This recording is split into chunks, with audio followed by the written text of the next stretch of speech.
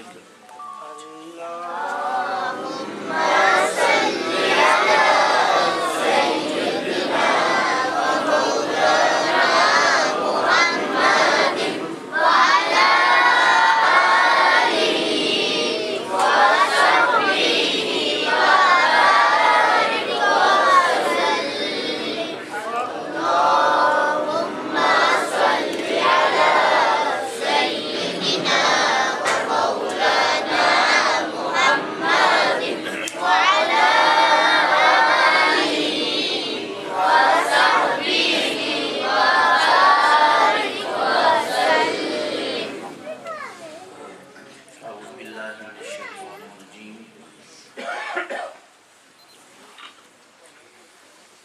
اللہ الرحمن الرحیم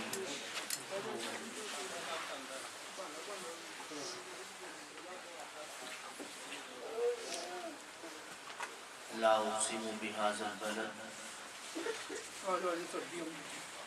وانت حل بهذا البلد ووالد وما ولد قال اللہ تعالی فی کلام المجید والفرقان الحمید لعمرک انہم لفی سکرتہم یعمہون صدق اللہ العلی العظیم وبلغنا رسولہ النبی الکریم نحن علی ذلک لمن الشاہدین والشاکرین الحمدللہ رب العالمین ان اللہ وملائکتہ یصلون علی النبی یا ایھا الذین آمنوا صلوا علیہ وسلموا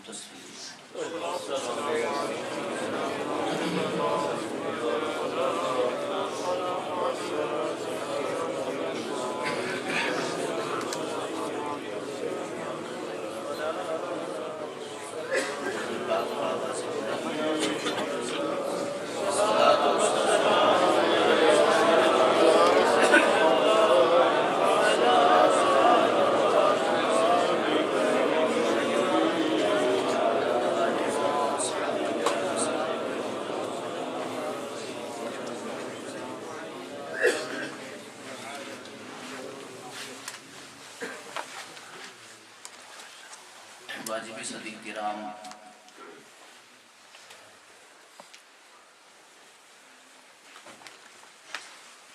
دوستوں، بھائیوں، لائق صدیق شام،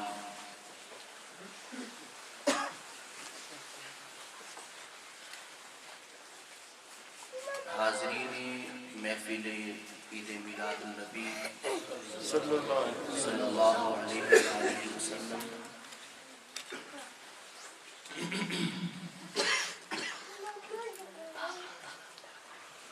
عید میلاد النبی صلی اللہ علیہ وآلہ وسلم آپ تمام دوستوں کو، بھائیوں کو مبارک ہو۔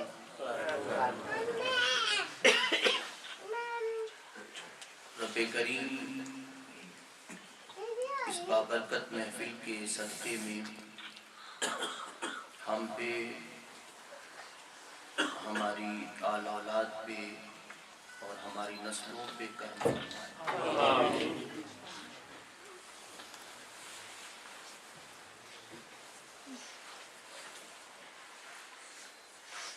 اس محفل کی ایک خوش قسمتی یہ بھی ہے کہ جہاں یہ محفل پیغمبر کریم سرور عالم صلی اللہ علیہ وآلہ وسلم کی ولادت کی خوشی میں ہے، وہاں اس کے ساتھ ساتھ اس دفعہ دوستوں کے لیے عمرے کے 2 ٹکٹ بھی ہیں۔ ذکر کی محفل ہو اور حاضری کے امکانات بھی روشن ہیں۔ اب دیکھنا یہ ہے کہ وہ خوش قسمت کون ہیں جن کے نام حاضری کا قرآن نکلتا ہے، اگرچہ جنہوں نے اس کے لیے حصہ ملایا وہ تو خوش قسمت ہے ہی. ان کا نام میں انشاءاللہ کتاب کے اینڈ پہ دوں گا.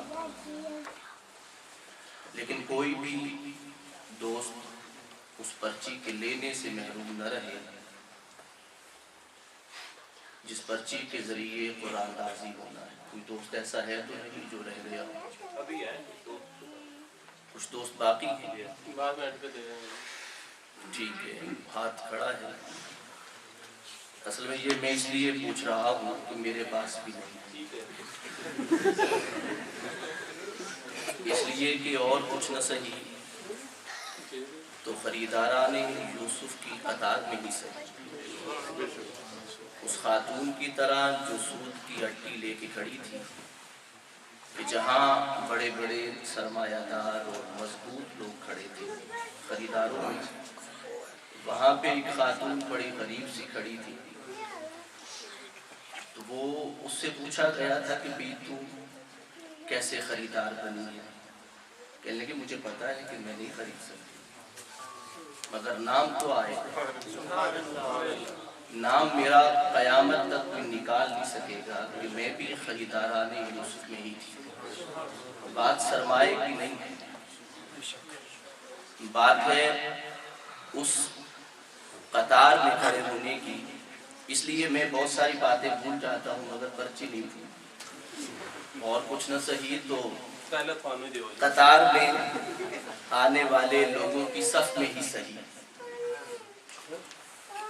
قطار میں آنے والے نام تو آئے گا کہ اتنے لوگ موجود تھے جن کے درمیان پورا ڈالا گیا تھا. پورا ڈالنے سے پہلے کا جو انتظار ہے اس خوش قسمتی سے تو کسی کو انکار نہیں. انتظار بھی لذت دیتا ہے، جہاں وصل لذت دیتا ہے وہاں فراق بھی لذت دیتا ہے.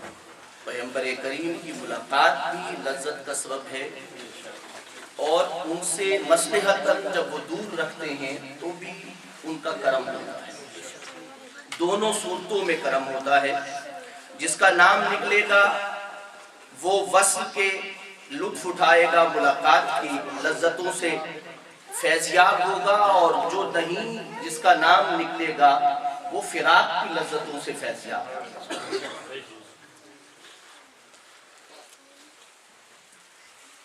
دوستو، آج ہم نے جو آیت پاک پڑھی ہے، میں اپنی بات کو وسیع تر لے کے آتا ہوں تاکہ بھئی دوستوں کے سامنے وسیع بات بیان کی جائے. تو لیکن میرے پاس ہمیشہ سے وقت کم بچتا ہے.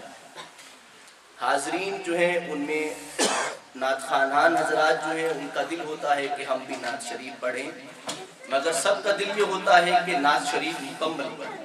اب نعت شریف 10 اشعار کی بھی ہوتی ہے، تو 10 اشعار جب پڑھے جائیں گے تو وقت زیادہ لگے گا.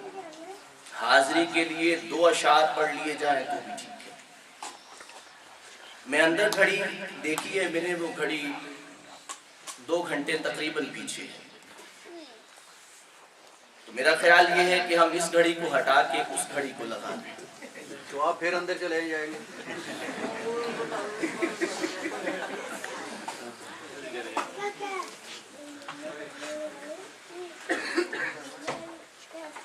سورۃ البلد قرآن مجید کا 90 سورہ پاک ہے. نزول کی ترتیب کے ساتھ قرآن مجید کا 35واں سورہ پاک ہے. ہم نے اس ٹاپک کے حوالے سے کئی خطابات آپ دوستوں کے سامنے کیے، مگر ہم آج پیغمبر کریم سرور عالم صلی اللہ علیہ وسلم کی سیرت پاک کو ایک اور اینگل سے، آپ کی ولادت پاک کو ایک اور روپ سے بیان کریں گے. قرآن مجید فرماتا ہے لا اقسم بہذا البلد، کہ میں قسم اٹھاتا ہوں اس شہر کی. اب یقیناً مراد مکہ المکرمہ ہے. وَأَنْتَ حِلٌّ بِهَذَا الْبَلَدِ، اور اللہ فرماتے ہیں کہ میں قسم اٹھاتا ہوں اس شہر مکہ کی مگر اس وقت جب آپ اس کی گلیوں میں خرامہ خرامہ چلتے ہیں۔ جب آپ تشریف لاتے ہیں اس شہر مکہ کی گلیوں میں تو اس وقت اللہ فرماتے ہیں کہ میرا دل چاہتا ہے کہ میں اس شہر کی قسم کھاؤں۔ ویسے بھی وہ مقام پیار کرنے والوں کو محبوب ہوتا ہے جہاں پہ ان کا محبوب رہتا ہے۔ تو اللہ فرماتے ہیں کہ میں اس وقت اس شہر کی قسم اٹھاتا ہوں جب آپ اس میں تشریف فرما ہوتے ہیں۔ حل کا مطلب اترنا ہوتا ہے، چاہے سفر سے اترنا، چاہے گھر سے باہر نکلنا، گلی میں تشریف لانا، یعنی چلنے کے انداز کی قسم اٹھائی ہے۔ ویسے تو قرآن مجید بہت ساری چیزوں کی قسم اٹھاتا ہے، مگر آپ کی چال کی قسم اٹھانا، چلتے ہوئے مصطفیٰ کریم کی قسم اٹھانا کہ جب آپ چلتے ہیں تو بہت پیارے لگتے ہیں۔ صحابہ بھی فرمایا کرتے تھے، شمائل میں ہے کہ صحابہ فرمایا کرتے تھے کہ ہم رسول اللہ صلی اللہ علیہ وآلہ وسلم کے ساتھ جب چلتے آپ بالکل آہستہ اور آرام سے چلتے تھے، جس طرح ایک نارمل چال ہوتی ہے چلنے کی اس طرح چلتے، مگر ہمیں بھاگنا پڑتا تھا۔ آپ بالکل خرامہ خرامہ آرام سے چلتے، مگر ہمیں تیز چلنا پڑتا رسالت میں آپ صلی اللہ علیہ وسلم کے ساتھ ملنے کے لیے۔ ویسے تو کوئی بھی ساتھ نہیں مل سکتا، ہمیں بھاگنا پڑتا، تیز چلنا پڑتا۔ صحابہ سے وجہ پوچھی گئی تو صحابہ کرام فرمایا کرتے تھے، لگتا ایسے ہے کہ جیسے رسول اللہ کے قدموں کے تلے زمین سمٹ سمٹ جاتی ہے۔ کائنات یقیناً مصطفیٰ کریم کے قدموں تلے سمٹ جانا چاہتی ہو۔ آسمان کی فضیلت بھی ہے، مگر زمین کی فضیلت اس لیے بڑھ کر ہے کہ پیغمبر کریم کے قدمین شریفین اس پہ لگے۔ تو قرآن مجید فرماتا ہے وَأَنْتَ حِلٌّ بِهَٰذَا الْبَلَدِ وَوَالِدٍ وَمَا وَلَدَ۔ میں قسم اٹھاتا ہوں والد وما ولد اور جو بیٹا تشریف لایا۔ اب والد کی قسم اٹھائی ہے اور تشریف لانے والے بیٹے کی قسم اٹھائی ہے۔ اب یہ دونوں باتیں اہم ہیں اور آج کی ہمارے موضوع کا حصہ ہے، لیکن ذہن میں رکھیے کہ قرآن مجید نے صرف آپ کی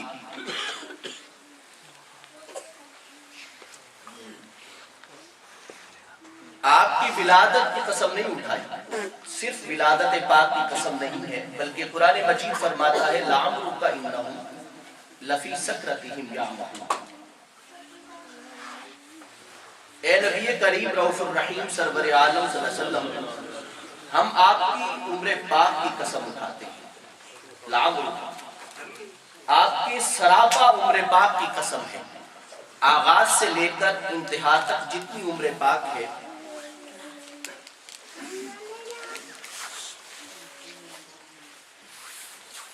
بچوں کو اپنی اپنی جگہ پہ بٹھا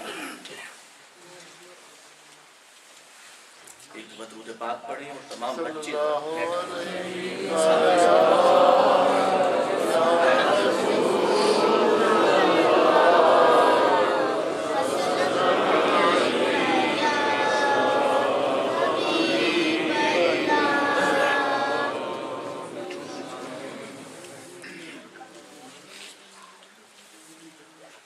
قرآن مجید نے آپ کی تمام عمر پاک کی قسم اٹھائی، اور تمام عمر پاک کی قسم اس وقت اٹھائی جا سکتی ہے کہ جب عمر میں کوئی عیب نہ ہو۔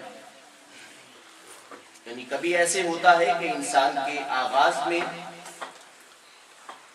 بہت بلند ہوتا ہے، کبھی درمیان اس کا بلند ہوتا ہے، اور کبھی انتہا اس کی بلند ہوتی ہے۔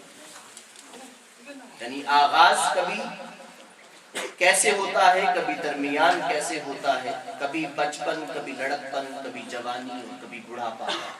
اتار چڑھاؤ زندگی میں آتے ہیں، اپ ڈاؤن آتے ہیں، انسان کے افکار میں، سوچ میں تبدیلیاں آتی ہیں، انسان کی سوچ میں غلطیاں بھی ہوتی ہیں، خیالات میں کہیں مسنگ بھی ہوتی ہے۔ بچپن، جوانی، لڑکپن، یہ سارے سلسلے جو چلتے ہیں زندگی کے،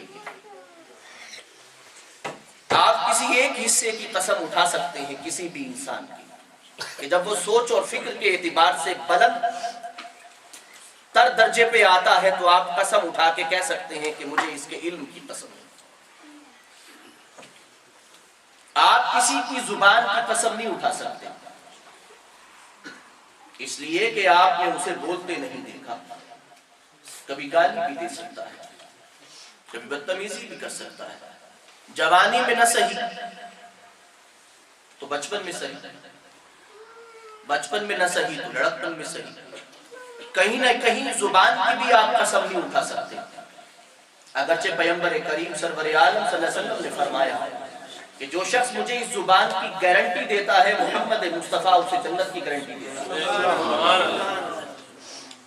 سماعتوں کی بھی قسم نہیں اٹھائی جا سکتی کہ وہ کیا کیا سنتا ہے، کیونکہ اس پہ تو گرفتی نہیں ہے۔ آنکھوں پہ، زبان پہ تو پھر گرفت ہوتی ہے، سماعت پہ تو گرفتی نہیں ہے آپ کی۔ آپ کسی کی سماعت کی قسم نہیں اٹھا سکتے کہ وہ کیا سنتا ہے کیا نہیں سنتا، خلوت میں کیا سنتا ہے، جلوت میں کیا سنتا ہے۔ آپ کسی کی آنکھوں کی قسم نہیں اٹھا سکتے، اس لیے کہ آپ کو نہیں پتا کہ وہ کیا دیکھتا ہے کیا نہیں دیکھتا۔ کبھی غلط دیکھتا ہے، کبھی درست دیکھتا ہے، اور کبھی درست سمجھتا ہے مگر وہ غلط ہوتا ہے۔ نگاہوں سے انسان سینکڑوں چیزیں دیکھتا ہے، کبھی کسی کو گناہگار سمجھتا ہے مگر وہ نیکوکار ہوتا ہے۔ بظاہر وہ گناہگار نظر آ رہا ہوتا ہے، بباطن وہ نیکوکار ہوتا ہے۔ ظاہر میں نظر آنے والی بہت ساری چیزیں جو آنکھوں سے دیکھتے ہیں آپ، اس میں غلطی کا امکان نظر آتا ہے مگر اس میں غلطی نہیں ہوتی۔ انسان کی نگاہ بھی غلط ہو سکتی ہے، غلطیاں کر سکتی ہے۔ سماعتوں پہ تو کوئی پہرا ہی نہیں ہے، زبان پہ تو چلے پھر پہرے دار موجود ہیں دانتوں کی صورت میں اور ہونٹوں کی صورت میں کہ انسان لفظ سنبھل کے نکال سکتا ہے۔ ہم میں سے کوئی کسی فرد کی قسم نہیں اٹھا سکتا، کوئی کسی فرد کی قسم نہیں اٹھا سکتا، نہ سماعت کی، نہ نطق کی، نہ دیکھنے کی، نہ بولنے کی، نہ سوچنے کی قسم اٹھا سکتا ہے۔ مگر اللہ فرماتے ہیں جو علیم بذات الصدور ہیں، جو سماعتوں کو بھی جانتے ہیں، بصارتوں کو بھی جانتے ہیں، خیالات کو بھی جانتے ہیں، احساسات کو بھی جانتے ہیں، زندگی کے مد و جزر کو بھی جانتے ہیں، حالات کے اپ ڈاؤن کو بھی جانتے ہیں۔ اللہ فرماتے ہیں کہ میں محمد مصطفیٰ کی زندگی کے پہلے لمحے سے لے کر موت کے آخری لمحے تک کی قسم اٹھاتا ہوں، لعمرک کا مجھے قسم ہے آپ کی عمر پاک۔ نعرہ تکبیر، نعرہ رسالت، نعرہ تحقیق، نعرہ حیدری، جشن آمد رسول۔ کوئی انسان اٹھاتا تو پھر تو کہا جا سکتا تھا بھی اس نے دیکھا نہیں ہے، سمجھا نہیں ہے، جانچا نہیں ہے، سوچا نہیں ہے، دیکھا نہیں ہے، پورے طریقے سے وہ پہنچا نہیں ہے، اسے پتا نہیں ہے، معلوم نہیں ہے، اس نے اسے خلوت میں دیکھا نہیں ہے، یا جلوت میں دیکھا ہے تو خلوت میں نہیں دیکھا، باہر معاشرے میں دیکھا ہے تو گھر میں نہیں دیکھا، اس نے کبھی دیکھا اور کبھی نہیں دیکھا، مگر قسم اٹھانے والا اللہ ہے جو یہ بتا رہا ہے کہ میں نے محمد مصطفیٰ کو ہر حال میں دیکھا، اور ہر حال میں دیکھ کے میں قسم اٹھاتا ہوں کہ کائنات میں آپ جیسی عمر رکھنے والا کوئی نہیں۔ قرآن یہ نہیں کہتا کہ آپ کی عمر بہت وسیع ہے، آپ کی عمر بہت طویل ہے، اس سے عظمت ثابت ہوتی ہے مگر حصار ثابت نہیں ہوتا۔ اس سے عظمت ثابت ہوتی ہے، آپ کسی کو کہہ سکتے ہیں کہ علم میں بہت عظیم ہے مگر حصار ثابت نہیں ہوتا کہ اس کے علم میں کبھی غلطی نہیں ہے۔ میں پھر دہراتا ہوں بات کو کہ آپ کسی کو کہتے ہیں کہ بہت عظیم انسان ہے، بہت عظیم سیاستدان ہے، مگر اس میں یہ نہیں آتا، حصار نہیں آتا کہ اس میں سیاست میں کبھی غلطی نہیں ہے۔ آپ کہتے ہیں ماہر معیشت ہے، آپ کہتے ہیں بہت عظیم ہے، ماہر ہے بہت، مگر حصار ثابت نہیں ہوتا کہ اس نے معاشیات میں کبھی غلطی نہیں کی۔ آپ کہتے ہیں وہ سوشالوجی میں بہت ماہر ہے، معاشرتی علوم میں بہت ماہر ہے، مگر حصار ثابت نہیں ہوتا کہ اس نے غلطی کبھی نہیں کی۔ زندگی میں جتنے بھی باتیں ہیں، جب آپ کسی کو کہتے ہیں بہت عظیم انسان ہے، بہت بڑا انسان ہے، علم میں ہے یا عمل میں ہے یا کردار میں ہے یا کسی چیز میں بھی ہے، وہ کسی چیز میں بڑا ہے مگر اسے حصار نہیں کہتے، اس لیے کہ اس میں ماہر ہونے کے باوجود بھی اس کی غلطی کا امکان رہتا ہے۔ قرآن مجید جب یہ لفظ بولتا ہے تو کیا ظاہر کرنا چاہتا ہے؟ یہ بتانا چاہتا ہے کہ میں قسم اٹھا رہا ہوں محمد مصطفیٰ صلی اللہ علیہ وآلہ وسلم کی، یہ نہیں کہہ رہا کہ عمر بہت عظیم تھی، عمر بہت بڑی تھی، عمر بہت طویل تھی، یہ نہیں کہہ رہا۔ میں حصار باندھ رہا ہوں، دائرہ باندھ رہا ہوں، پہلی سانس سے لے کر آخری سانس تک حصار باندھ رہا ہوں، اور حصار باندھ کے کہہ رہا ہوں لام لوں گا۔ اے پیارے حبیب، آپ کی ساری عمر کی قسم، سبحان اللہ، غلطی کا امکان نہیں۔ بعض لوگوں کا خیال ہے کہ گناہ صغیرہ کا امکان ہے، مگر اس قرآن مجید کی آیت کے تحت گناہ صغیرہ کا بھی امکان ہے۔ یہ بات کہنا ہی عقیدتاً درست نہیں ہے کہ لعمرک، رب قسم اٹھا رہا ہے، اسی چیز کی قسم اٹھائے گا جس کی جانب آپ دائرہ پاکیزگی باندھ سکتے ہیں، دائرہ عظمت باندھ سکتے ہیں، جس کے دائرے میں جب ہر چیز آ جائے تو اللہ قسم اٹھاتے ہیں، لیکن اگر اس دائرے میں ایک چیز بھی مس ہو جائے رب نہیں قسم اٹھاتے، کیونکہ رب کی قسم ہے، کوئی انسان کی قسم تو نہیں ہے، کسی کاروباری کی قسم نہیں ہے، کسی عالم دین کی قسم نہیں ہے، کسی صوفی کی قسم نہیں ہے، یہ نہیں ہے کہ یہ اس انسان کی قسم ہے، انسان نے تو قسم اٹھائی نہیں ہے، دائرہ کھینچا ہے اللہ نے اور بتایا ہے کہ آغاز زندگی سے لے کر انتہائی زندگی تک پیغمبر کریم کی پاکیزہ زندگی۔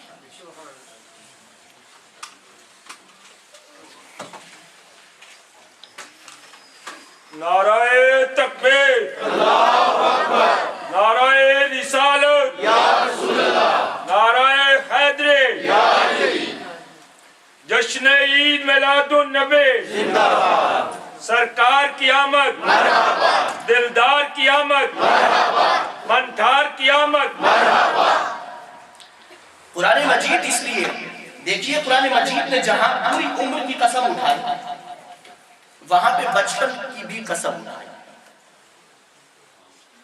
ووالد وما ولد، یعنی بچپن جو حصہ ہوتا ہے قرآن مجید نے اسے بھی بیان کیا، ولادت بھی، اور ولادت کے درمیان جب تک انسان ولد کہلاتا ہے اس کے لیے عربی میں لفظ ولید بھی آتا ہے،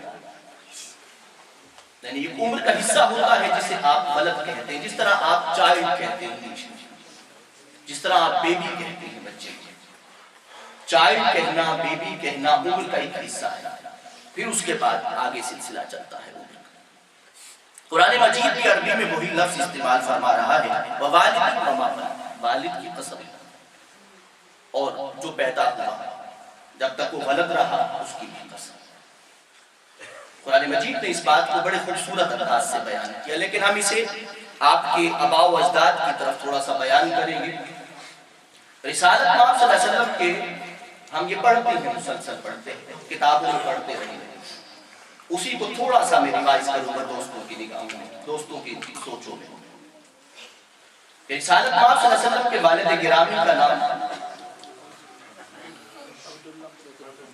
حضرت عبداللہ، آپ کے دادا پاک کا نام مطلب، آپ کا نام شیبہ، آپ کے پردادا کا نام ہاشم، جنہیں اصل میں عمر کہتے ہیں، اصل نام یہ تھا، اور ہاشم ان کی خدمت کی بنا پہ تھا، غرباء کی، یتیموں کی اور مساکین کی خدمت کی بنا پہ، جب کہا پڑتا تو آپ خدمت کرتے، چونکہ آپ گندم وغیرہ لاتے اور پکاتے اور شوربہ بناتے، اس میں سریب سی بناتے، اور پھر اس کے بعد سب کو پیش کرتے غربا کو اپنے ہاتھوں سے، تو اسے ہاشم کہتے ہیں، جو اس طرح غربا کی اپنے دست سے اپنے ہاتھوں سے خود خدمت کرے اسے ہاشم کہتے ہیں۔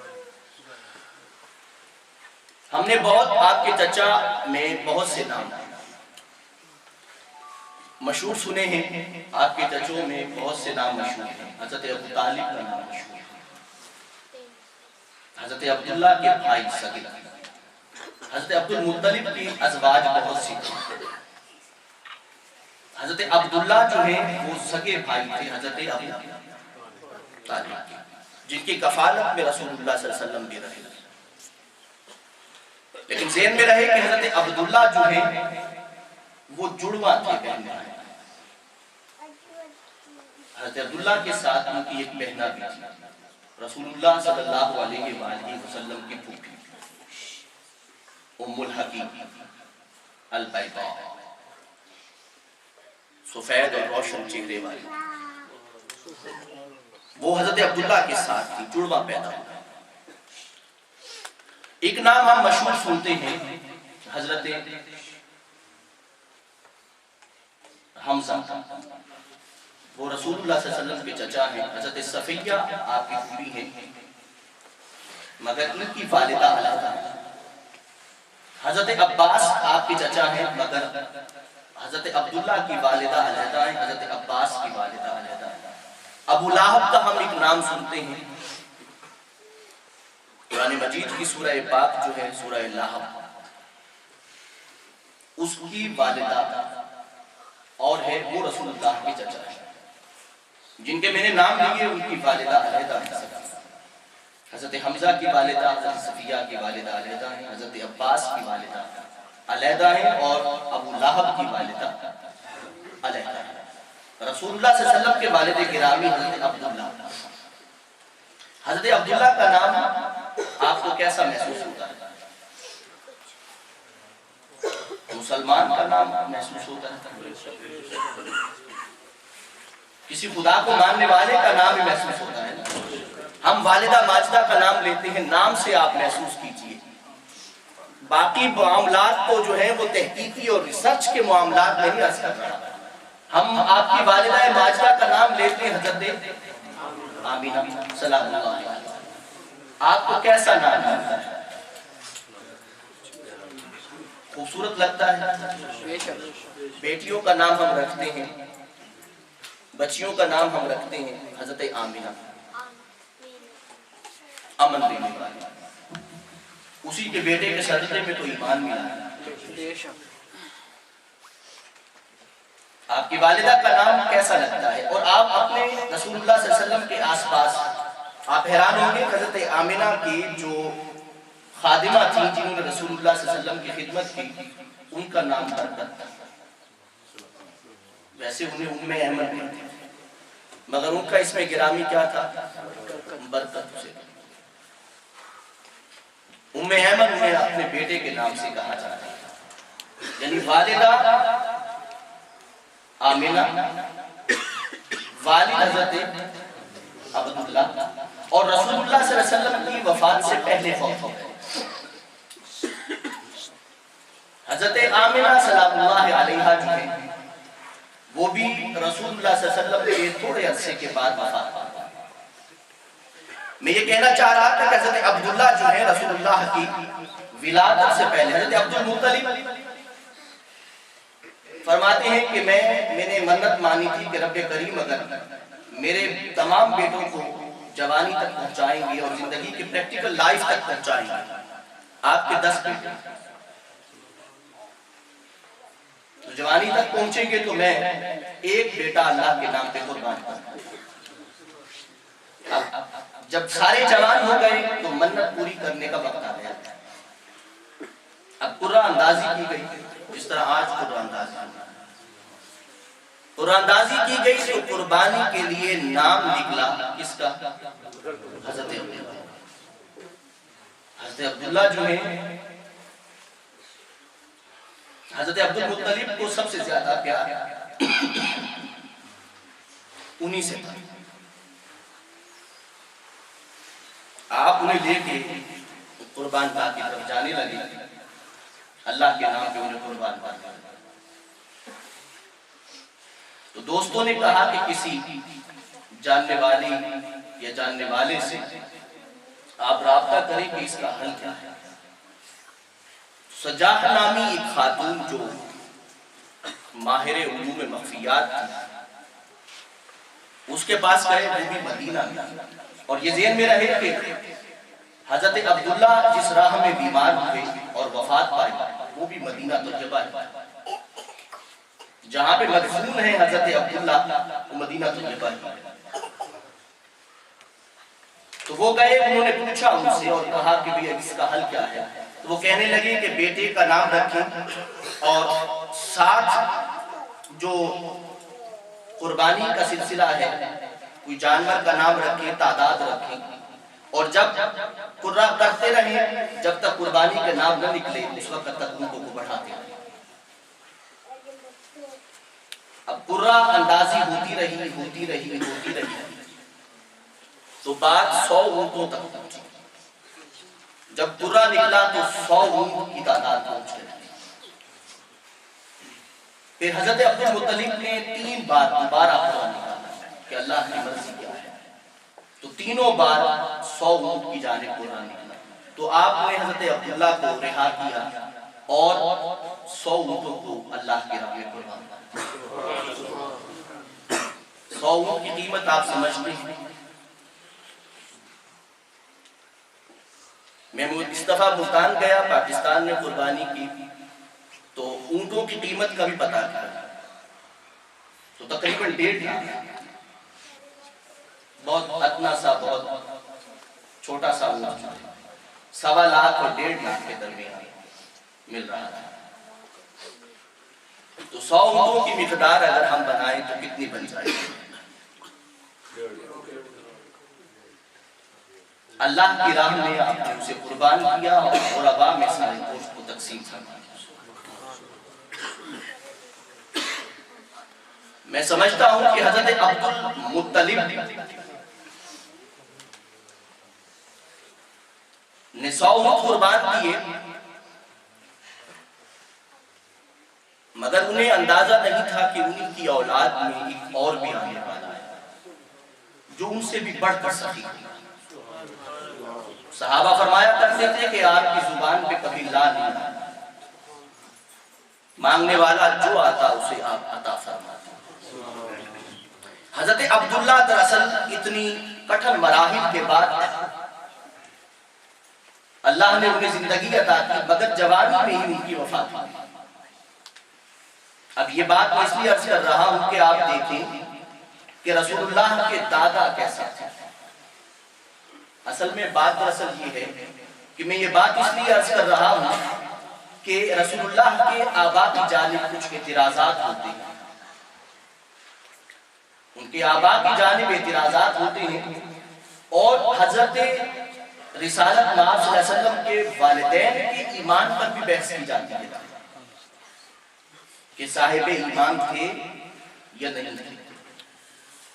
میں نے اس لیے آپ دوستوں سے پوچھا ہے کہ عبداللہ نام کا شخص ہو تو آپ کیا سمجھتے ہیں؟ نام سے ہی کیا سمجھتے ہیں؟ کسی دلیل کی ضرورت ہے؟ حضرت آمنہ کے نام سے کیا سمجھتے ہیں؟ کسی دلیل کی ضرورت ہے؟ میں تو سمجھتا ہوں کہ ہمیں دلیل کی ضرورت نہیں ہے، لیکن قیامت کے دن وہ شخص جو اس دنیا میں پیغمبر کریم کے والدین کی ایمان کے لیے دلیل مانگتا ہے تو قیامت کے دن وہ اپنے ایمان کی دلیل کیا دے؟ اس کے پاس ایمان کی کیا دلیل ہے؟ امام جلال الدین سیوطی فرماتے ہیں، آپ فرماتے ہیں کہ آپ نے اسے ثابت بھی کیا، آپ نے اسے ثابت بھی کیا اور فرمایا، آپ نے فرمایا کہ رسول اللہ کی جو رضائی والدہ تھی، رضائی والدہ جنہوں نے رسول اللہ کو دودھ پلایا تھا، دودھ پلانے والی خواتین میں سر فہرست نام حضرت آمنہ کا آتا ہے، مگر آپ سگی والدہ ہیں، اور اس کے بعد نام آتا ہے حضرت سویبہ کا جو ابو لہب کی بادی تھی، اس کے بعد نام آتا ہے حضرت حلیمہ سعدیہ کا سلام اللہ علیہا کا۔ آپ نے فرمایا جن نے رسول اللہ کو دودھ پلایا ہے اللہ نے انہیں ایمان کی دولت سے سرفراز فرمایا۔ نعرہ تکبیر، نعرہ رسالت، نعرہ حیدری۔ یعنی دودھ پلانے والی اگر عورت ہے، ماں ہے، اگر اسے رب کریم نے ایمان کی دولت سے سرفراز فرمایا ہے تو سگی ماں کو محروم کیسے رکھا ہوگا؟ کیسے محروم رکھا ہوگا؟ اس بات کو کہ وہ پیغمبر جو نے فرمایا، جب اللہ نے فرمایا کہ اے پیارے حبیب میں آپ کو راضی کروں گا، میں اس وقت تک آپ کو عطا کرتا رہوں گا جب تک آپ راضی نہیں ہوں گے۔ وَلَسَوْفَ يُعْطِيكَ رَبُّكَ فَتَرْضَىٰ۔ آپ نے عرض کی یا اللہ میں اس وقت راضی ہوں گا جب جہنم میں سے اپنا آخری امت بھی نکال دوں گا، آخری امتی بھی نکال کے جب جنت میں داخل ہو جائے گا وہ، اس وقت میں راضی ہو جاؤں گا۔ وہ بندہ خدا، وہ مصطفیٰ کریم علیہ السلام جو امت کے حوالے سے اتنا مہربان ہو، مگر امت اگر یہ کہے کہ آپ کے والدین صاحب ایمان تھے یا نہ تھے، اس نے تو قدر ہی نہیں کی۔ بالکل کیا قدر کی اس نے؟ ہم والدین کے معاملے میں اپنا سر کٹاتے ہیں، ان کی عزت و حرمت پہ جان دیتے ہیں۔ ہمارا اختلاف ہو سکتا ہے اپنے والدین سے، ذاتی ہمارا اختلاف ہو سکتا ہے، مگر کسی کو ہم یہ اجازت نہیں دیتے کہ وہ انگلی بھی اٹھائے۔ مگر کس طرح کے وہ امتی ہیں جو پیغمبر کے والدین کی جانب بھی انگلی اٹھاتے ہیں۔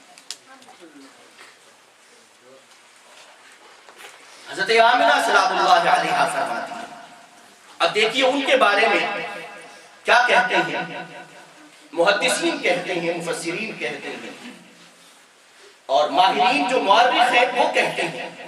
وہ کہتے ہیں کہ حضرت آمنہ سلام اللہ علیہا جو ہیں وہ صرف رسول اللہ صلی اللہ علیہ وسلم کی نسبت سے تو جو عزت ملی ہے، مگر اس سے پہلے بھی آپ کو سیدہ کہا جاتا ہے۔ سبحان اللہ، سبحان یہ نہیں تھا کہ بھئی اس طرح کی بات ہے، یعنی رسول اللہ نجیب الطرفین ہے، آپ کی والدہ پوری قوم کی سردار تھی، آپ کی والدہ پوری عورتوں کی سردار تھی اپنی قوم کی۔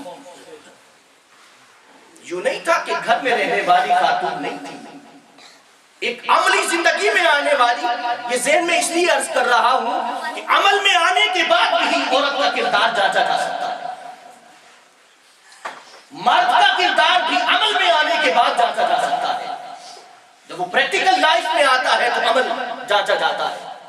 عورت کا کردار بھی عمل میں آنے کے بعد جانچا جا سکتا ہے، امانت دار ہے، دیانتدار ہے، اپنی عزت و حرمت کا خیال رکھنے والی ہے، غریبوں پہ رحم کرنے والی ہے، تکبر کرنے والی تو نہیں ہے، کسی پہ ظلم کرنے والی تو نہیں ہے۔ مرد کا کردار بھی اسی طرح جانچا جاتا ہے، عورت کا کردار بھی اسی طرح جانچا جاتا ہے۔ کہا گیا کہ وہ سیدہ تھی، افضل قوم تھی، پوری قوم ان کی فضیلت کو تسلیم کرتی تھی۔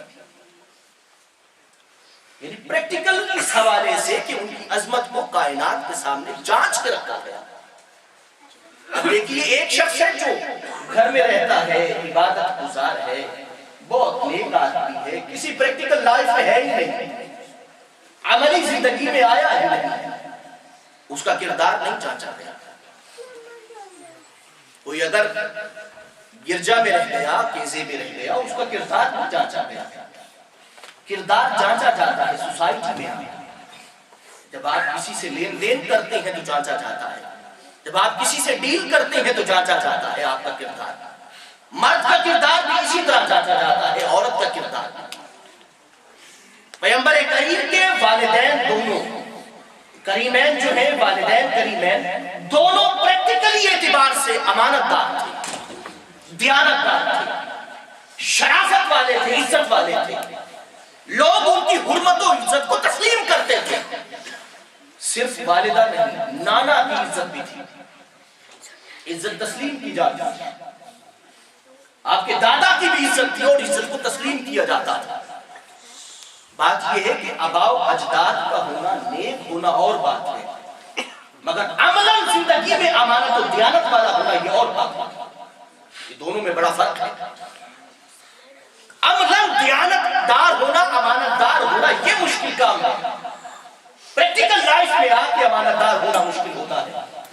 بڑے بڑے لوگ پھسل جاتے ہیں، سلپ ہو جاتے ہیں۔ اسی لیے پیغمبر کریم کے والدین کے حوالے سے ذہن میں رکھیے کہ عملاً آئے ہیں اور دیانت کو ثابت کیا ہے۔ اور صرف یہ بھی بات نہیں، اللہ کے کرم کی اہلیت کو ثابت کیا ہے۔ ان دونوں والدین نے اللہ کے کرم کی اہلیت کو ثابت کیا ہے کہ اللہ نے انہیں محمد مصطفیٰ جیسا بیٹا عطا کیا۔ ایسا نہیں ہے، والدین اپنے کردار اور عظمت کردار اور امانت و دیانت سے اہلیت کو ثابت کرتے ہیں۔ ہم حضرت سید غوث الورا کا ذکر کیوں کرتے ہیں؟ آپ کے والدین کی امانت و دیانت کا ذکر کیوں کرتے ہیں؟ آپ کے والد تو بڑے بزنس مین ہیں، نانا حضرت غوث الورا کے نانا بہت بڑے بزنس مین تھے، مگر امانت و دیانت اور پریکٹیکل لائف میں بڑے مضبوط تھے۔ بات دراصل کہنے کے لیے ہے کہ والدین عملاً جب ثابت ہو جاتے ہیں، اہلیت ثابت کرتا ہے انسان کہ اسے اس قسم کی امانت دی جا سکتی ہے۔ اگر والدین کو، اگر حضرت عبداللہ کو رضی اللہ تعالیٰ عنہ اور حضرت آمنہ کو سلام اللہ علیہا کو اگر محمد مصطفیٰ جیسی امانت دی گئی ہے تو اللہ نے ان کی اہلیت کو دیکھا ہے۔ ایسے کیسے دی؟ آپ کو کسی کو 2 روپے امانت نہ دیں جب تک آپ اس کو جانتے نہیں ہیں، کردار اس کا جانچتے نہیں ہیں۔ کردار جانچے بنا آپ کسی امانت کو دے نہیں سکتے۔ خدا اپنی سب سے بڑی امانت کو دے رہا ہے، وہ امانت جس کا احسان پوری کائنات میں جتایا ہو اللہ نے۔ ویسی امانت اگر اس نے حضرت عبداللہ کو، حضرت آمنہ کو عطا کی ہے تو اہلیت بھی تو جانچا ہوگا، اہلیت کو بھی دیکھا ہوگا۔ آپ ان کے ایمان کی بات کرتے ہیں، میں تو کہتا ہوں یہ امانت سپردی اس کے کی جائے گی، امانت سپردی اس کے کی جائے گی جس کا ایمان کائنات میں بانٹا جا سکتا ہے۔ نااہل آدمیوں کے سپرد خدا ایسی امانت سپرد کر دے گی، کیسے ممکن ہے؟ اتنی بڑی امانت کائنات، اتنی بڑی امانت، آپ سمجھتے ہیں اس سے بڑی کوئی امانت ہو سکتی ہے؟ صادق و امین جیسی امانت بھی کائنات سے کوئی بڑی ہو سکتی ہے؟ اس سے بڑی امانت تو کوئی نہیں ہے۔ اگر والدین کریمین کو اتنی بڑی امانت دی گئی ہے تو پھر سمجھ لیجیے کہ والدین اس مقام پر ایسے خدا کیسے دے سکتا ہے۔ حضرت آمنہ سلام اللہ علیہا فرماتی ہیں، آپ فرماتی ہیں کہ مجھے خواب آئے، میں ایک بڑی اہم بات آپ کرنے والا ہوں۔ خواب آئے مجھے اور میرے ساری باتیں دیکھتی رہی، سمجھتی رہی، مجھے بتایا بھی جاتا ہے، کہا بھی جاتا ہے۔ مجھے بتایا گیا کہ میرا بیٹا لخت جگر کیسا ہے، آنے والا کون ہے، کس حیثیت کا مالک ہے، کس مقام کا مالک ہے، اس جہاں میں اس کی قدر کیا ہے، عزت کیا ہے، وقار کیا ہے۔ والدہ سے کہا گیا کہ جو دنیا میں آئے گا آپ نے اس کا نام احمد رکھنا ہے، آپ نے اس کا نام احمد رکھنا ہے، یہ والدہ کا نام ہے۔ میرے پیغمبر نے دونوں کی لاج رکھی، دونوں کا خیال رکھا، احمد رکھا، والدہ نے پہلے رکھا، چونکہ پہلے آپ احمد ہیں۔ کیوں ہے احمد؟ اس لیے کہ کائنات میں آپ سے زیادہ تعریف کسی نے نہیں کی خدا کی، چونکہ دنیا میں آتے ہی احمد کا لفظ آپ کے لیے رکھے جانا یہ بتاتا ہے کہ آپ کی پیدائش بھی اس حالت میں تھی کہ کائنات میں خدا کی سب سے زیادہ تعریف کرنے والے آپ تھے۔ یہ نہیں ہے کہ آپ جب آئے عمر گزاری تو آپ احمد بنے۔ کچھ لوگ ہوتے ہیں پہلے اس نام کا پتہ نہیں ہوتا، پھر وہ نام کو دھیرے سے ثابت کر دیتے ہیں۔ پہلے نام رکھا جاتا ہے پھر دھیرے سے ثابت کرتے ہیں، مگر میرے پیغمبر کے نام کے رکھے جانے کی وجہ یہ نہیں تھی۔ میرا پیغمبر پہلے ثابت کر چکا تھا، پھر آپ کا نام احمد رکھا۔ یہ سوچنے کی بات ہے، ہم پہلے نام رکھتے ہیں پھر وہ ثابت کرتا ہے، مگر میرے پیغمبر نے پہلے ثابت کیا پھر اس کے بعد آپ کا نام رکھا گیا. اور آپ کے دادا نے آپ کا نام کیا رکھا؟ محمد صلی اللہ علیہ وسلم. یہ دو نام آپ کے رکھے گئے. حضرت آمنہ سلام اللہ علیہا آپ کے پاس تھی رسالت مآب صلی اللہ علیہ وسلم کی ولادت کے وقت حضرت عثمان بن العاص کی والدہ حضرت فاطمہ بنت عبد آپ موجود تھی تو آپ فرماتی ہیں کہ مجھے آمنہ سلام اللہ علیہا نے کہا. میں بھی ساتھ تھی تو مجھے خاص طور پہ بتایا یہ. انہوں نے حضرت آمنہ سے روایت کیا ہے. اپنی بات بھی کر سکتی تھی چونکہ ساتھ موجود تھی، مگر وہ سمجھتی ہیں اس بات کو کہ میری بات کا اعتبار اتنا نہیں ہے جتنا حضرت آمنہ کا اعتبار ہے. تو کہتی ہے کہ حضرت آمنہ رضی اللہ تعالی عنہ نے فرمایا کہ جب میرا بیٹا اس دنیا میں تشریف لانے لگا، اس دنیا میں آیا تو مجھے ایسے لگا کیونکہ رات کا وقت تھا، رات جا رہی تھی اور دن آ رہا تھا، بالکل درمیان میں سنگم کا وقت تھا. سنگم کا وقت جہاں پہ دن اور رات ملتے ہیں آپس میں، وہ وقت تھا. وہ وقت اس لیے رکھا گیا کہ اگر شام کا وقت رکھا جاتا تو ویسے تو دن اور رات وہاں پر بھی ملتے ہیں. شام کے وقت بھی دن اور رات میں دو ہی وقت ہوتے ہیں دن اور رات کے ملنے کے. ایک وقت شام کا ہوتا ہے جس میں دن جا رہا ہوتا ہے اور رات آ رہی ہے، اس وقت بھی دن اور رات ملتے ہیں. اور ایک وقت کون سا ہے؟ صبح کا، جہاں پہ دن اور رات جا رہی ہوتی ہے اور دن آ رہا. پیغمبر کریم کو صلی اللہ علیہ وآلہ وسلم کو اس وقت نہ رکھا گیا جس وقت دن جا رہا ہوتا ہے اور رات آ رہی ہوتی ہے. اس وقت ولادت نہیں رکھی گئی. اس وقت ولادت رکھی گئی جب رات جا رہی تھی اور دن آ رہا تھا. دراصل یہ بات ثابت کرنا تھی کہ پیغمبر کریم جب دنیا میں آئیں گے تو پھر اندھیرا نہیں رہے، پھر اجالا ہی رہے گا اس کائنات میں، ہدایت. اس وقت آپ تشریف لائے. حضرت آمنہ اس لیے عرض کر رہا تھا وہ وقت حضرت آمنہ سلام اللہ علیہا نے فرمایا، آپ نے فرمایا کہ مجھے محسوس یہ ہوا کہ جیسے آسمان کے ستارے میرے بالکل قریب ہیں. یہ روایت میں نے پچھلے خطابات میں بیان نہیں کی. آپ نے فرمایا کہ مجھے محسوس یہ ہوا کہ آسمان کے ستارے بالکل قریب آ گئے اور مجھے اندیشہ یہ ہوا کہ کہیں مجھ پہ گر نہ جائے. آسمان کے ستارے بالکل قریب آ گئے اور قریب آ کے انہوں نے قریب آئے اور مجھے محسوس یہ ہوا کہ مجھ پہ گر نہ جائے. میں سمجھتا ہوں کہ وہ دیکھنے آئے تھے محمد مصطفیٰ کی چہرہ پاک. وہ دیکھنے آئے تھے اس لیے کہ حضرت شفا بھی فرماتی ہیں اور حضرت فاطمہ بنت عبداللہ بھی فرماتی ہیں اور حضرت آمنہ رضی اللہ تعالی عنہ بھی فرماتی ہیں. آپ فرماتی ہیں کہ میرا بیٹا دنیا میں تشریف لایا تو ایسے لگا جیسے دن کا اجالا ہو گیا. مجھے لگا کہ رات نہیں رہی، دن آ گیا ہے. صرف میرا کمرہ ہی روشن نہیں ہوا، کمرہ ہی روشن نہیں ہوا بلکہ شام کے محلات بھی روشن ہو گئے اور میں نے پوری کائنات کو اللہ کے رسول کے نور سے روشن دیکھا.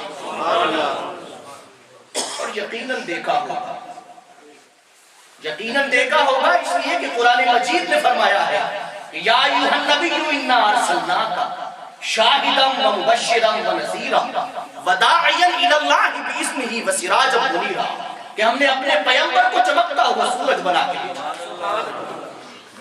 اس لیے ہمارا عقیدہ یہ ہے کہ پیغمبر کریم صرف باطناً نور نہیں تھے، ظاہراً بھی نور تھے. پیغمبر کریم سرور عالم صلی اللہ علیہ وسلم کے حوالے سے باطناً بھی نور اور آپ ظاہراً بھی نور تھے. اب اگلی بات ہم عرض کرتے ہیں، آپ کے بچپن کی چند باتیں بیان کرنے کے بعد میں اپنی بات کو ختم کروں گا. آپ کے دادا کے بارے میں نے اس لیے آپ کے سامنے تفصیل رکھی کہ رسالت مآب صلی اللہ علیہ وسلم کے دادا حضرت عبد المطلب مشہور نام ہے، مگر آپ کا نام شیبہ۔ شیبہ اس لیے کہا جاتا تھا کہ آپ کے زلفوں میں کچھ بال آپ کے سفید تھے، اور شیبہ بوڑھے آدمی کو کہتے ہیں، چونکہ کچھ بال بچپن سے ہی بائی برتھ کچھ بال سفید تھے آپ۔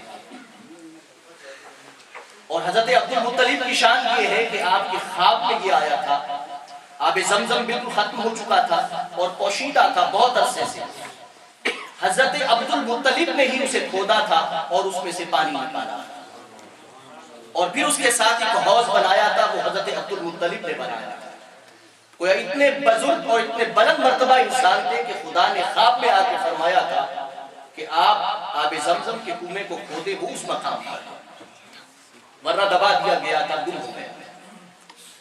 حضرت عبد المطلب کے حوالے سے ہے کہ رسول اللہ صلی اللہ علیہ وآلہ وسلم جب آپ کے پاس آتے، اس سے پہلے کے واقعات میں بعد میں بیان کروں گا، آپ کے پاس آتے تو آپ کی مسند پہ بیٹھ جاتے، اور یہ ذہن میں رکھیے کہ حضرت عبد المطلب کی مسند پہ کوئی نہیں بیٹھتا تھا، بڑے بڑے سردار بھی مسند کے آس پاس بیٹھتے تھے۔ آپ کے بیٹے جو تھے ان میں بڑے نام ہیں، بڑے بڑے نام ہیں آپ کے بیٹوں میں۔ آپ کے بیٹوں میں حضرت ابو طالب ایک بہت بڑا نام، حضرت حمزہ سید الشہداء ایک بہت بڑا نام، حضرت عباس کا نام ایک بہت بڑا نام، تاریخ کا بھی اور تاریخ اسلام کا بھی بہت بڑا نام، حضرت زبیر کا نام بھی بہت بڑا ہے، حارث کا نام بھی آتا ہے، بہت بڑا نام۔ مخالفت اسلام میں ابو لہب کا نام بھی بہت بڑا ہے، کم از کم منافق نہیں، بہت بڑا نام ہے ایک لحاظ سے مخالفت کے اعتبار سے، کہ قرآن مجید نے بھی اس کو ڈسکس کیا ہے، مگر کسی کو بھی یہ جرأت نہیں تھی کہ مسند حضرت عبد المطلب پہ بیٹھ سکتا ہے، کوئی نہیں بیٹھتا، مگر رسول اللہ صلی اللہ علیہ وآلہ وسلم عمر پاک 6 سال، کتنی عمر پاک 6 سال، رسول اللہ صلی اللہ علیہ وسلم تشریف لاتے اور سیدھا آ کے مسجد پہ بیٹھتے، سب نے کہا، سب نے روکا، کسی نے اٹھانا چاہا، اپنی گود میں بٹھانا چاہا، بھئی ہم نہیں بیٹھتے، یہ بھی نہ بیٹھے، بچہ ہے، تو حضرت عبد المطلب فرماتے ہیں کہ اسے نہ روکتے، انہیں بیٹھنے دو، انہیں بیٹھنے دو، میرا یقین ہے کہ یہ میرا بچہ کچھ بنے گا۔ اور اسی وجہ سے جب عرب نے پوچھا، لوگوں میں سرداروں نے پوچھا، بیٹوں نے پوچھا، بھئی اس کا نام آپ نے محمد کیوں رکھا ہے؟ فرمایا کہ میں نے اس کا نام رکھا نہیں، رکھوایا ہے، چونکہ رکھوایا گیا ہے اس لیے میں سمجھتا ہوں کہ میرے اس پوتے کا نام پوری دنیا میں گونجے گا، اور یہ واقعہ محمد کہتا ہے صلی اللہ علیہ وسلم۔ نعرہ تکبیر، نعرہ رسالت، نعرہ حیدری۔ حضرت سویبہ جو ہے، جو ابو لہب کی باندھی تھی، رسول اللہ صلی اللہ علیہ وسلم کی ولادت کی جب خبر دی تو ابو لہب نے فوراً آزاد کر دیا تھا۔ کہا جاتا ہے کہ رسول اللہ صلی اللہ علیہ وسلم سے پوچھا گیا، ابو لہب کو آپ کی رحمت سے کیا فیض ملا؟ آپ نے فرمایا کہ جب وہ باندھی آئی تھی اور اس نے میری ولادت کی خبر دی تھی، یا ابو لہب نے یہ خواب میں آ کے کہا، اسے پوچھا گیا کہ رسول اللہ کی رحمت سے تجھے کیا حصہ ملا ہے؟ تو جواب دیا گیا کہ میں نے باندھی کو جب آزاد کیا تھا اس خوشی میں کہ میرے بھائی عبداللہ کے ہاں اللہ نے بیٹا عطا کیا ہے، جس انگلی سے میں نے اشارہ کیا تھا اس انگلی سے دودھ نکلتا ہے اور میں اپنی پیاس بجھاتا ہوں، کہ میرے رب نے محمد مصطفیٰ کی رحمت سے مجھے بھی فیض دیا۔ اور حضرت سویبہ کا ایمان بہت بڑا فیض ہے، حضرت سویبہ نے حضرت حمزہ کو بھی دودھ پلایا، حضرت مسروح جو آپ کے بیٹے تھے انہیں بھی دودھ پلایا، اور حضرت محمد مصطفیٰ کو بھی دودھ پلایا۔ حضرت حمزہ چچا بھی تھے اور دودھ شریک بھائی بھی تھے رسول اللہ صلی اللہ علیہ وسلم کے۔ میں آج کا کہا تھا کہ آپ کے حضرت حلیمہ سعدیہ آپ کو لے کے گئے، میں بچپن کے چند واقعات رسول اللہ کا جو بچپن ہے کہ رسول اللہ کو لے کے گئے آپ نے بہت سے واقعات سنے. حضرت حلیمہ خود کہتی ہیں، آپ کہتی ہیں کہ آپ کے آنے سے میرا گھر رونق سے بھر گیا، گھر برکتوں سے بھر گیا. میں رسول اللہ کو لے کے گئی واپس حضرت آمنہ کے پاس کچھ عرصے بعد. تو اب میں لے کے گئی تو میرا دل تھا میں واپس لاؤں. اب مجھے سمجھ نہیں آ رہی تھی کہ میں کیسے واپس لاؤں. بیٹا ان کا ہے، میں نے تو صرف ذمہ داری اٹھائی کہ ان کی والدہ نے اپنے کلیجے کو کچھ عرصے کے لیے تربیت کے لیے میرے پاس بھیجا ہے، زبان کی فصاحت کے لیے، سادہ زندگی کے لیے، جوان مرد ہونے کے لیے میرے پاس بھیجا ہے، سادہ زندگی میں، دیہات کی زندگی میں. اب میں کیسے اس ماں سے کہوں کہ بیٹے کو مجھے واپس کر دو. حضرت حلیمہ کہتی ہے میرا دل بڑا تھا کہ میں کچھ وقت کے لیے پھر واپس لیا. اب وہ کہنے لگی کہ میں سوچتی رہی کہ میں کیا کروں. تو میں نے اس دنوں میں کچھ وبا سی پھیلی تھی، جس طرح عام طور پہ وبا پھیل جاتی ہے، وبا سی پھیلی ہوئی تھی. میں نے سوچا کہ وبا پھیلی ہوئی ہے، میں کہتی ہوں کہ ابھی یہ وبا ہے، تھوڑی سی ہوا چلی ہے، بیماری کی تکلیف ہو رہی ہے بہت سے لوگوں کو، تو آپ کچھ عرصے کے لیے محمد میرے ساتھ. وہ کہتے ہیں میں نے اصرار کیا، میں نے مجبور کیا، مجھے شرم بھی آ رہی تھی، مجھے شرم بھی آ رہی تھی، مگر میں چاہ بھی رہی تھی کہ میرے ساتھ رہیں گے. حضرت حلیمہ سعدیہ کے ساتھ رسول اللہ 5 سال 1 ماہ رہے. 5 سال 1 ماہ رسول اللہ حضرت حلیمہ سعدیہ کے ساتھ رہے. یہ بڑا اعزاز ہے. آپ فرماتی ہیں کہ میں واپس لے آئی، میرا گھر پھر برکتوں سے بھر گیا، مگر کچھ واقعات ایسے ہوئے، کچھ چیزیں ایسی ہوئی کہ میں پریشان ہو گیا. اور میں نے سوچا کہ کہیں امانت کو نقصان نہ ہو جائے، کہیں امانت کو نقصان نہ ہو جائے تو میں پھر واپس دینے چلی. مگر امانت کو نقصان ہونے کا خدشہ کیسے ہوا کہ میں ان چند باتوں کو بیان کرتا ہوں. آپ فرماتی ہیں کہ میرا بیٹا، حضرت حلیمہ سعدیہ فرماتی ہیں کہ میرا بیٹا بھاگا ہوا آیا. اس نے کہا کہ میرے بھائی، قریشی بھائی، یہ لفظ ہے اس میں، قریشی بھائی، ہاشمی اور قریشی پیغمبر کریم کی ذات پاک. تو قریشی بھائی کو 2 افراد آئے ہیں جنہوں نے آرام سے لٹایا ہے اور بتایا کہ میرے بھائی کے چہرے میں کوئی خوف نہیں ہے، مگر لٹایا ہے اور آرام سے لٹا کے اس کا سینہ چاک کیا ہے. میں نے انہیں لیٹے ہوئے دیکھا، کہنے لگے کہ وہ کچھ تشت میں لائے ہیں، اور پھر اس کے بعد جو تشت میں لائے ہیں، جو اس میں لائے ہیں، وہ میرے قریشی بھائی کے سینے میں ڈال رہے ہیں. تو حضرت حلیمہ سعدیہ فرماتی ہیں کہ میں جب تک واپس پہنچی تو آپ ایک ٹیلے پر بیٹھے ہوئے، لیکن ذہن میں رہے کہ رسول اللہ صلی اللہ علیہ وسلم اس وقت بکریوں کو چرا رہے تھے. عمر کتنی؟ بکریوں کو چرانا. اتنے سارے ریوڑ کو کنٹرول پہ رکھنا. اب چاہے 1.5 ارب امت بھی ہو جائے تو بھی پیغمبر کے کنٹرول میں ہے.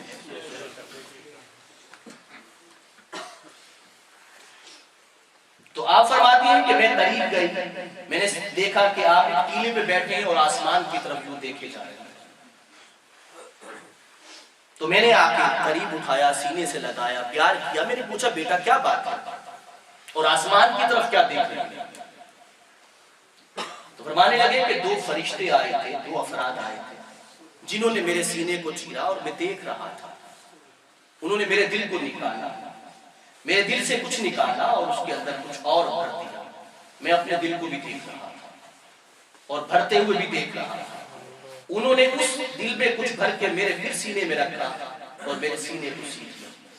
حضرت انس کہتے ہیں کہ ٹانکوں کے نشان میں آپ کی جوانی میں بھی دیکھا کرتا تھا. حضرت انس وہ خادم ہیں رسول اللہ کے جنہیں والدہ ام سلیم خدمت کے لیے چھوٹی عمر میں چھوڑ کے گئی تھی. بڑی عمر کا فرد ہوتا تو خانوادہ کے اندر نہیں جا سکتا تھا، مگر چھوٹی عمر میں چھوڑ کے گئی اور رسول اللہ سے عرض کیا رسول اللہ یہ میرا بچہ اب آپ کے حوالے ہے، آپ جانے اور میرا بچہ جانے، آپ نے ہی اس کا خیال رکھنا ہے. یہ آپ کی خدمت کے قابل ہے یا نہیں یہ اب آپ کے حوالے ہے. حضرت انس کہتے ہیں کہ میں نے وہ نشان خود اپنی آنکھوں سے دیکھے تھے. تو حضرت حلیمہ نے پوچھا بیٹا پھر کیا ہوا؟ عرض کی والدہ سے، کہنے لگے کہ انہوں نے میرے سینے کو ٹھیک کیا، مجھے لباس پہنایا، سیدھا رکھا اور مجھے کوئی تکلیف نہیں ہوئی۔ اور پوچھا بیٹا آسمان کی طرف کیا دیکھ رہے تھے؟ کہنے لگے میں انہیں جاتا ہوا دیکھا،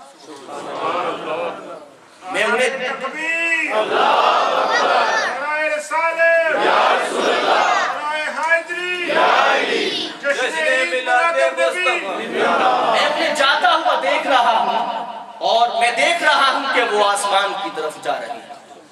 اور یہ ذہن میں رکھیے کہ یہ کہا جائے کہ نبی کو 40 سال کے بعد پتا چلا کہ میں نبی ہوں، تو یہ بات درست سمجھ نہیں آتی، اس لیے کہ بیٹا تو 5 سال کی عمر میں کہہ رہا ہے کہ میں جاتے ہوئے دیکھ رہا ہوں فرشتوں کو یہ آسمان کی طرف جا رہے ہیں۔ فرشتوں کو پہچاننے والا، خدا کی پہچان رکھنے والا کیسے ہو سکتا ہے کہ 40 سال تک بے خبر رہا ہو؟ حضرت حلیمہ سعدیہ تو باخبر ہو گئی۔ آپ فرماتی ہیں کہ ایک واقعہ اور ہوا جس سے میں پریشان ہوں، میں نے سوچا کہ اب امانت کو سپرد کر دیا چاہیے۔ آپ کہتے ہیں کہ میں باہر نکلی، میری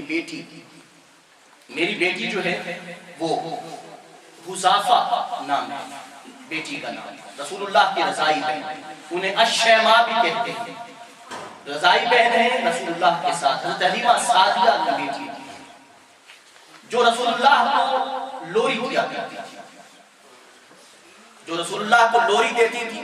لوری کے الفاظ ہیں یا ربنا ابق لنا محمد،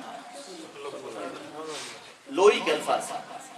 یہ بیٹی حضرت حلیمہ سعدیہ کی بیٹی دے رہی ہے لوری۔ کیا لفظ ہے؟ یا ربنا، کیا لفظ ہے؟ یا ربنا ابق لنا محمد، اے اللہ محمد مصطفیٰ کو ہمارے لیے برکتوں کے سبب باقی رکھ، ان کے نام نامی کو باقی فرما دے۔ یا ربنا ابق لنا محمد، محمد مصطفیٰ کو باقی رکھ، واعطِ عزت یدوم ابدا، اے اللہ انہیں ایسی عزت عطا فرما کہ قیامت تک ان کی عزت کے ڈنکے بجتے۔ یہ وہ اس وقت کہہ رہی تھی، حضرت شیماء اس وقت کہہ رہی تھی جب وہ ابھی محمد مصطفیٰ کو لوری دیا، ہاتھ بٹایا کرتی تھی حضرت حلیمہ سعدیہ کا اور کہا کرتی تھی یا ربنا ابق لنا محمد، یا ربنا ابق لنا محمد واعطِ عزت یدوم ابدا، اے اللہ ایسی عزت عطا فرما کہ ڈنکے بجتے رہے۔ آپ کی بہن کے لبوں سے نکلنے والی دعا آج بھی ڈنکے بجتے ہیں، آج بھی عزت سے نام لیا جاتا ہے۔ تو حضرت حلیمہ سعدیہ کہتی ہیں کہ میں نے دیکھا کہ میری بیٹی آپ کو باہر لیے کھیل رہی ہے، باہر دھوپ بہت شدید، عرب کی دھوپ ہو اور ریتلا میدان ہو، اس طرح کی صورتحال میں تو گرمی بہت شدید لگتی ہے۔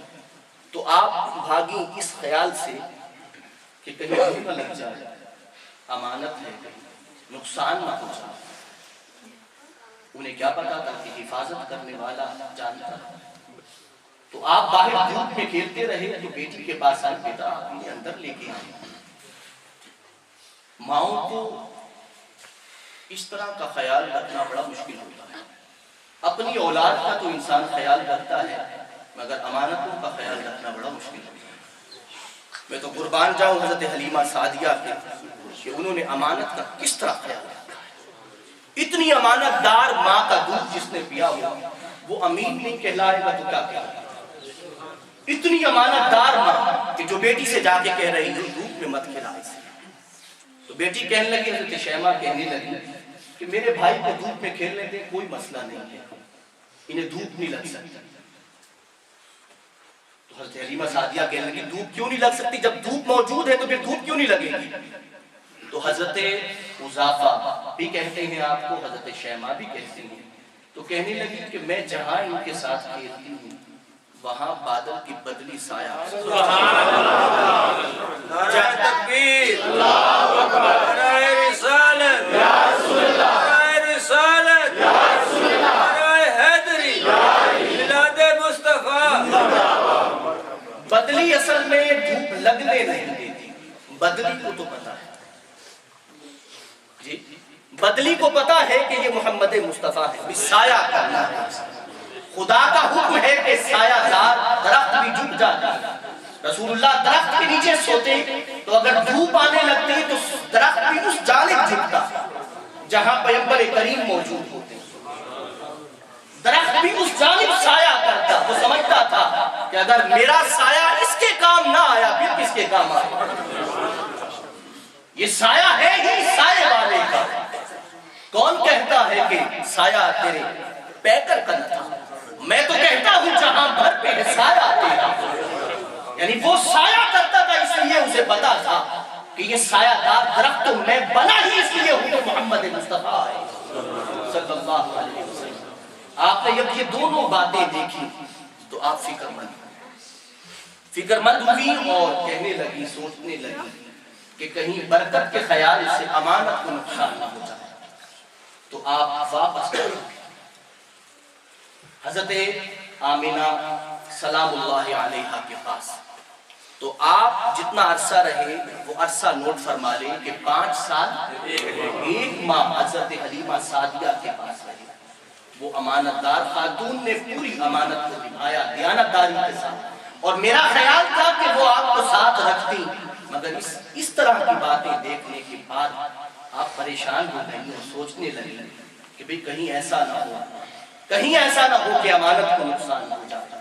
تو اس خیال سے واپس لوٹانے کے لیے پہنچی. آپ کے والد کا نام جو کہ رضائی والد ہے, اور یہی آخری بات ہے اور میں صاحبان ایمان کے لیے یہ بات کر رہا ہوں اور پیار کرنے والے افراد کے لیے اور پیغمبر کریم کی محبت اور تعلق اور وابستگی پہ یقین رکھنے والوں کے لیے ایک بات کر رہا ہوں. حضرت حارث کے بارے میں ہے, آپ کہتے ہیں کہ میں مکہ المکرمہ میں بعد میں آیا جب رسول اللہ صلی اللہ علیہ وسلم نے اعلان نبوت فرمایا تھا. میں مکہ المکرمہ میں آیا تو قریشیوں نے کہا, سب لوگوں نے کہا کہ تمہیں پتا ہے کہ تمہارا بیٹا کیا کہتا ہے؟ مراد رضائی ہے. آپ کے رضائی والد کا نام کیا تھا؟ حارث. آپ کے ویسے ایک چچا کا نام بھی حارث ہے مگر رضائی والد کا نام بھی حارث ہے. حضرت حارث آئے تو قریشیوں نے کہا بیٹا کا پتا ہے تو وہ کیا کہتا ہے؟ وہ کہتا ہے کہ مرنے کے بعد بھی اٹھنا ہے, حساب و کتاب دینا ہے.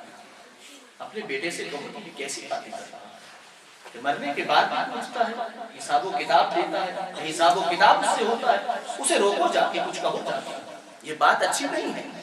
تو حضرت حارث چل کے آئے. حضرت حارث چلے اور کہنے لگے بیٹا یہ کیسی باتیں کر رہے ہیں, یہ کیسی باتیں کر رہے ہیں؟ مراد یہ تھا کہ میرے بیٹے ہو کر اس طرح باتیں نہ کریں. آپ نے فرمایا میرے بابا, میرے والد گرامی, اب آپ کو میری بات پہ یقین آئے نہ, مگر جب قیامت کا میدان برپا ہوگا اور خدا کی بارگاہ میں حاضری ہوگی اور آپ بھی موجود ہوں گے اور میں بھی موجود ہوں گا, تو میں قیامت کے دن آپ کے ہاتھ کو پکڑ کے کہوں گا کہ میرے بابا جو میں نے دنیا میں کہا تھا درست تھا کہ نہ تھا, درست تھا کہ نہ تھا. حضرت حارث کہتے ہیں کہ میں نے یہ جملہ سنا تو میرا کلیجہ چیز سکتا. جب انہوں نے میرے ہاتھ کو تھاما اور کہا کہ قیامت کے دن بھی اسی طرح بتاؤں گا کہ میری بات سچ تھی کہ نہ تھی, جس نے 40 سال جھوٹ نہیں بولا اور سچ کے پیمانے پہ قائم رہا ہے, زندگی کی ہر مشکل میں قائم رہا ہے, ہر مصیبت میں قائم رہا ہے, وہ کبھی جھوٹ نہیں بولے گا. قیامت کے دن سچ کو آپ کے سامنے کہوں گا اور خدا کے سامنے کہوں گا, آپ کو پتا چلے گا کہ میں دنیا میں سچ کہتا تھا. حضرت حارث کہتے ہیں کہ میرے کلیجے پہ عجیب سا میرا دل بدل گیا اور میں نے کہا بیٹا جو تو کہتا ہے سچ کہتا ہے, جو تو کہتا ہے سچ کہتا ہے, سچ کے سوا تو نے کچھ نہیں کہا. کبھی مانتا ہوں اس بات کو اور میں بھی مان لاتا ہوں. پھر بعد میں کہا کرتے تھے, یہ جملہ صاحبان ایمان کے لیے, بعد میں آپ کے والد گرامی رضائی والد کہا کرتے تھے کہ قیامت کے دن میرا بیٹا جب میرا ہاتھ پکڑے گا, جب میرا بیٹا میرا ہاتھ پکڑے گا تو میں اس کا ہاتھ نہیں چھوڑوں گا, میں اس کا ہاتھ نہیں چھوڑوں گا، وہ چاہے چھڑوانا بھی چاہے تو نہیں چھوڑوں گا، اس وقت تک نہیں چھوڑوں گا جب تک میں اس کے ساتھ جنت میں نہیں جاؤں گا۔